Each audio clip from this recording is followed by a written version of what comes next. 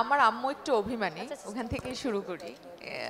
আমিও হয়তো ওই ওই গুণ বলবো না, দোষ বলবো, ওইটা আমারও আছে, আমি অনেক অভিমানী। তো এতটুকু জানি আমার আম্মুর অভিমান ভাঙাতে হলে যে কোনো একটা উপহার দিতে হবে, এবং সেই উপহারটা যদি গোল্ডের হয় তাহলে ওমা এইটা এনেছো, ও খুবই সুন্দর, কত টাকা নিল, এখন ভরি কত করে। তো সাথে সাথে তার মুড চেঞ্জ হয়ে যায়।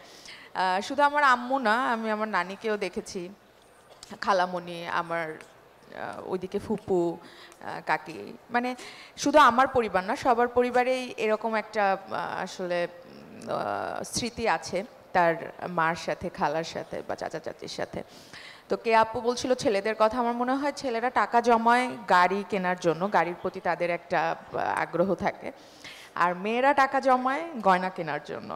তো আমি যতটুকু জানি গাড়ির অত রিসেল ভ্যালু নাই, কিন্তু গয়নার যেটা হয়, গয়না আসলেই অনেক বড় একটা অ্যাসেটের মতো।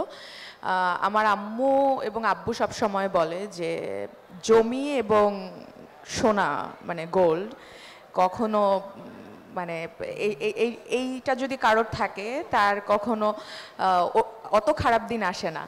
তো আমার মনে হয় যে এই যে আজকের যে আয়োজনটা প্রতি বছরই হয়, তো গোল্ডের দামও প্রতি বছর বাড়ছে, আমাদেরও যেটা হচ্ছে যে অত আর কেনা হচ্ছে না, যেহেতু অনেক দাম বেড়ে যাচ্ছে। বাট হ্যাঁ, আমার খুব ভালো লাগছে এখানে আসতে পেরে, কারণ এখানে আমার পরিচিত সবাই আছে, কম বেশি সবার সাথেই দেখা হয়, সবাই গোল্ড, বিশেষ করে তো গোল্ড পরে বসে আছে। হ্যাঁ হ্যাঁ, তো থ্যাংক ইউ আমাকে এখানে ইনভাইট করার জন্য।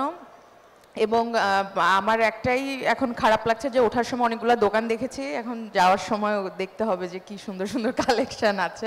তো থ্যাংক ইউ সো মাচ।